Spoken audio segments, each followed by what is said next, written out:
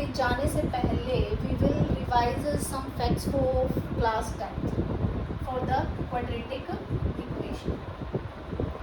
We have studied in class 10th that there is a quadratic equation in this form and we have to solve this. What we have to do, first we have to check the value of d. Discriminant, it was discriminant. d क्या होता था, if we get d greater than 0 और if we get d equals to 0 तो हम इस equation का solution find करते थे. We get the solution real.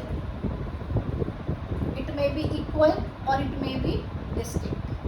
But if we could get the d less than 0, हम उसे सॉल्व ही नहीं करते थे. We set imaginary solutions. Like we had an equation x square plus 1 equals to 0. When we check d for it, what we see? We get d less than 0. And if we solve it, we get this.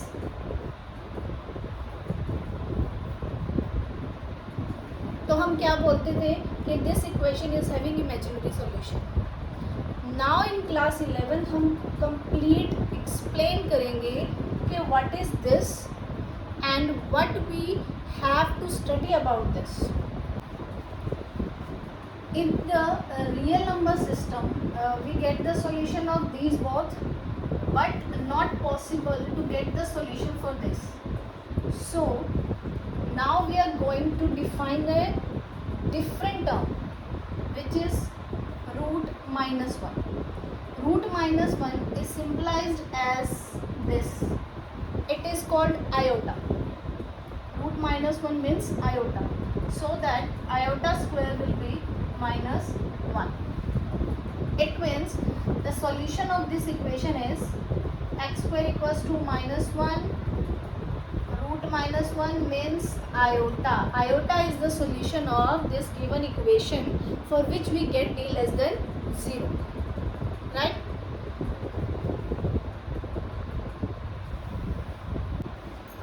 A number of the form this a plus iota b.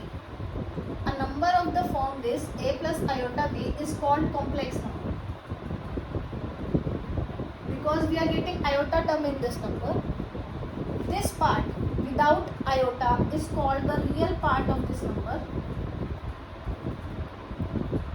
And this part is called imaginary part with iota.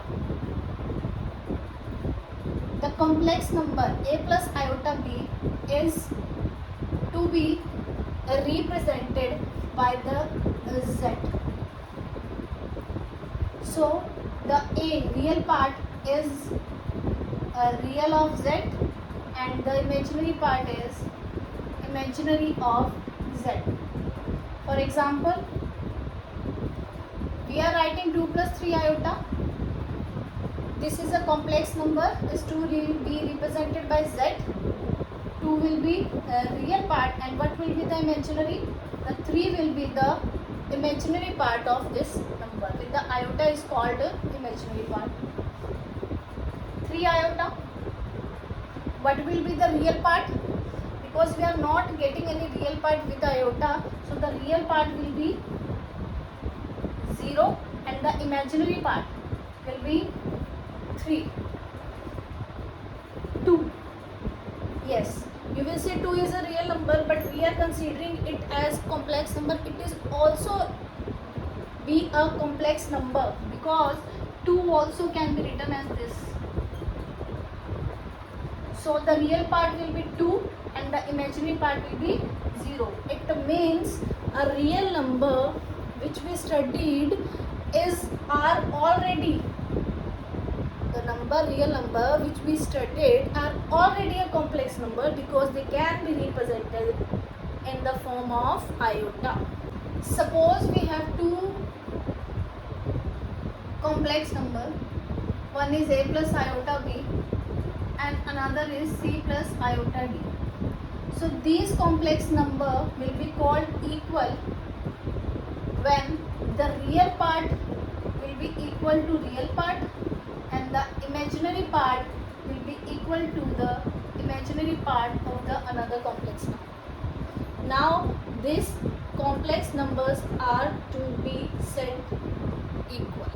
Let's understand it with an example. Suppose we are having this example, and there is one complex number, there is another, and we have the equal sign, means these complex numbers are equal. So it means the real part will be equal to real and imaginary will be equal to imaginary. By comparing, 4x will be equals to 3, of course, real to real, and 3x minus y will be equal to minus 6. Now we can solve it. X will be 3 by 4. Done. When we put x here,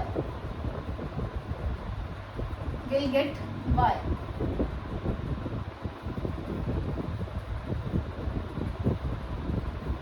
Y will be 9 by 4 plus 6, 33 by 4. Now we'll talk about the algebra of complex number. Algebra of anything. What we studied in the algebra, we studied about the addition, subtraction, multiplication and division. So we are starting with the addition of complex number. Addition of complex numbers. Suppose we have two complex number a plus iota b and another one is c plus iota d. We have to add them. So what we get, the real part will be added to the real part plus iota, and the imaginary part will be added to the imaginary part. Right.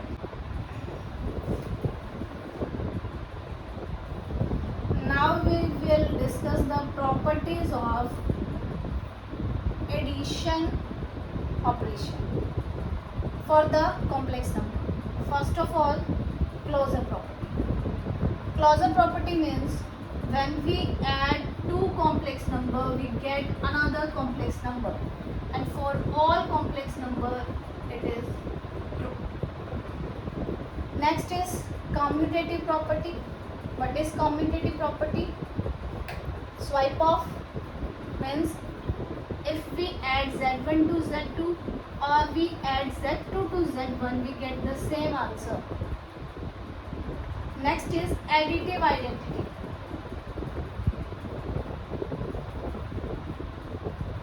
What is identity? First of all, identity is the number कि हम खुद में क्या add करें हमें वही number मिले. Suppose z1 is a complex number, तो what we should add in this कि हमें z1 ही मिले. Of course 0.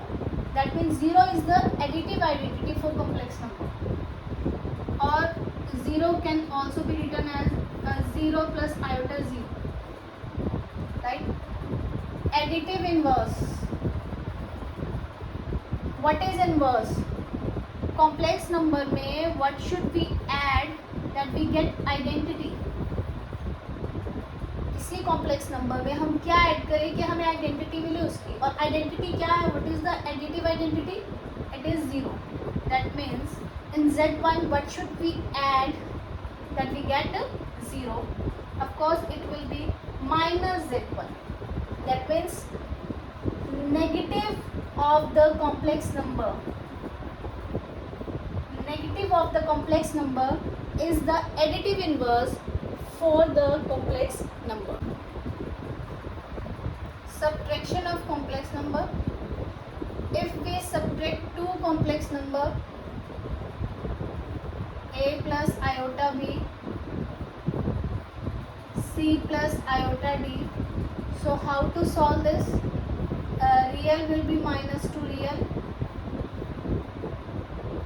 then iota plus iota, and the imaginary will be minus and imaginary number. That is the subtraction for the complex numbers. Multiplication of two complex number. z1 multiply by z2. A plus iota b multiply by c plus iota d, and it will be AC minus BD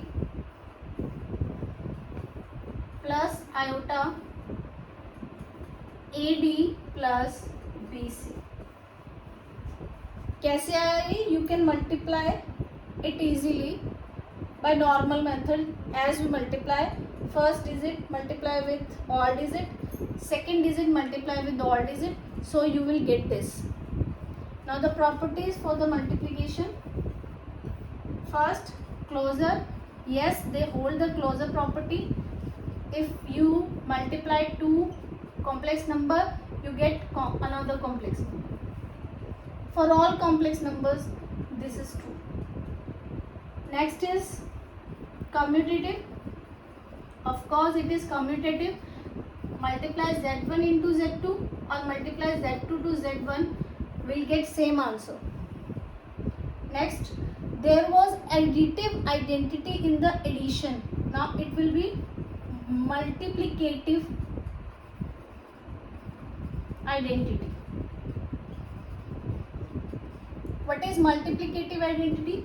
Means z1 को किससे multiply करे, we get z1. Of course you know what is that number, कि किसी से भी multiply करे और हमें वही मिले, that is 1. So 1 will be the multiplicative identity, or you can write 1 plus iota 0. Multiplicative inverse. किसी नंबर में क्या मल्टीप्लाई करे कि हमें आइडेंटिटी मिले, and what is the multiplicative identity means 1. तो z1 में what should be multiplied, so we get 1, it would be 1 upon z1. So z1 is 1 upon z1 is the multiplicative inverse for the complex number. So 1 upon z1, or you can write z1 inverse is the multiplicative inverse for the complex numbers. The last property is distributive law.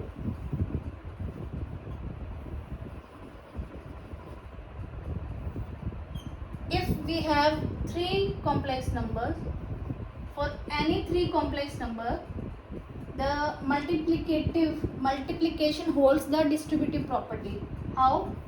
z1 multiplied to z2 plus z3 will be equals to z1 multiplied z2 plus z2 multiplied z3, or z1 plus z2 with z3, z1 z3 plus z2 z3. So this is the distributive law which complex numbers also holds for the multiplication. The last one is division. If we have two complex numbers and we have to find the division of those numbers z1 upon z2, that means it is z1 multiplied by 1 upon z2, and previously we have seen that 1 upon z2 means the inverse of z2. So this type of the division can be solved like this. z1 upon z2 will be solved as z1 multiplied by inverse of z2. Nextly, we will study how to find the inverse.